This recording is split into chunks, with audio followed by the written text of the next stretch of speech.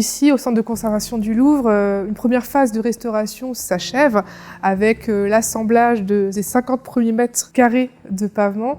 Et c'est vraiment un achèvement très intéressant à voir. Ça devient concret qu'on puisse restaurer ce grand ensemble pour un jour pouvoir le présenter au public. Et également, on a pu mettre en place un partenariat avec les équipes du Louvre. Ici, on a pu rencontrer des professionnels de la régie, de la conservation-restauration, et ça a vraiment pu bénéficier pour ce projet de restauration.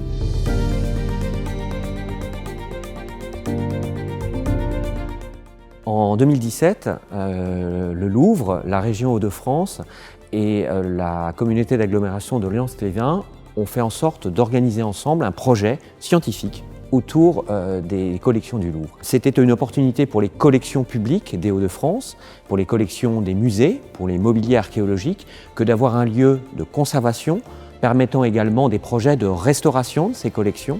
Et de ce fait, lorsqu'un certain nombre de découvertes majeures, comme c'est le cas pour les pavements de Saint-Martin d'Ardingan, ont été mises au jour, c'était le lieu tout à fait approprié, notamment parce que se pose très souvent en matière de restauration la question du lapidaire, des grands formats, et ce lieu a été pensé pour la conservation du patrimoine et apparaît comme un lieu ressource pour tout le territoire, et cela en plein accord avec les principaux partenaires et l'établissement public du Louvre.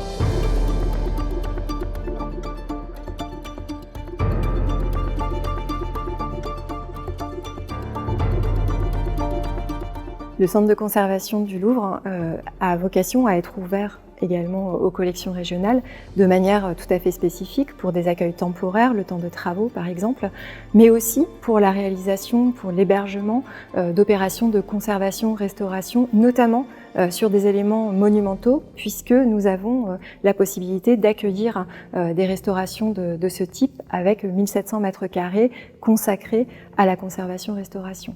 C'est un grand plaisir d'abord d'accueillir cette restauration, cette renaissance d'un élément patrimonial. C'est aussi une grande satisfaction pour nous que d'élaborer ce premier pas de partenariat territorial avec l'État et avec les services déconcentrés de l'État.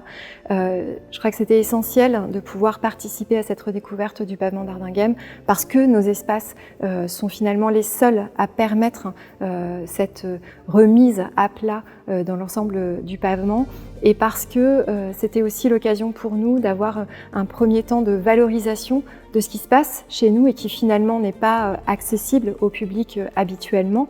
Mais c'est également un dialogue, un échange quotidien, une présence régulière des équipes de la DRAC dans nos espaces et la possibilité pour nous également d'échanger sur les opérations qui sont menées ici sur notre site.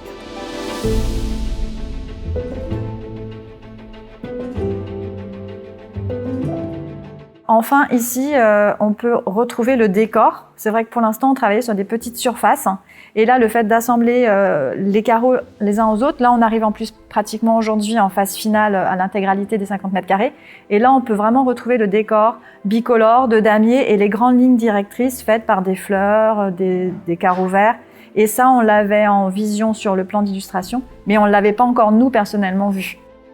En fait, quand on vient coller chaque carreau sur notre plaque alvéolaire, on vient s'assurer de l'exactitude de la position grâce aux photographies qui ont été réalisées lors de la fouille et par l'ancien groupement qui a réalisé la dépose, afin de retrouver exactement l'emplacement de chaque carreau les uns par rapport aux autres. Et on essaye aussi de bien toujours être à niveau. Donc c'est vraiment les photographies de fouille qui nous aident à être le plus exact possible parce que c'est, avec les conservateurs du patrimoine, il a été choisi de replacer les carreaux comme ils étaient dans leur contexte de fouille.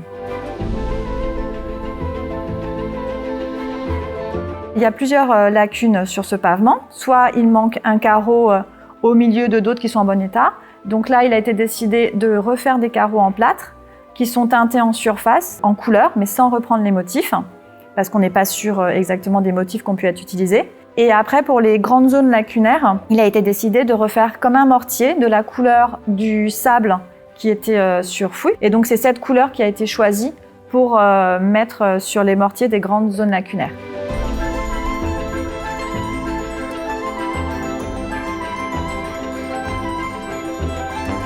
Donc là, à la fin de la restauration et de la pose des carreaux de 50 mètres carrés, en fait, on arrive à 54 plaques alvéolaires qui sont de dimension maximum de 80 par 120 cm. pour un poids d'à peu près 25 kg. Et donc l'ensemble de ces plaques va être installé verticalement sur des grilles en réserve, posées sur des éléments de maintien. Et chaque plaque sera numérotée et sera installée ici lors de notre prochaine venue. Alors ici, fin 2021, on achève une première phase de restauration. Et demain, on restaurera le reste du pavement. Et donc il y aura plusieurs étapes, plusieurs phases, ici même au centre de conservation de Liévin, par étape de 50 mètres carrés de pavement en 2023, en 2024, avant la reconstitution des 150 mètres carrés ici même, dans ce lieu tout à fait adapté aux restaurations de grande ampleur, de grand volume, qui permettra notamment de documenter par la photographie et de faire une mise au point générale sur la conservation du bien, avant, je l'espère, et nous l'espérons toutes et tous, une présentation dans un lieu du territoire régional.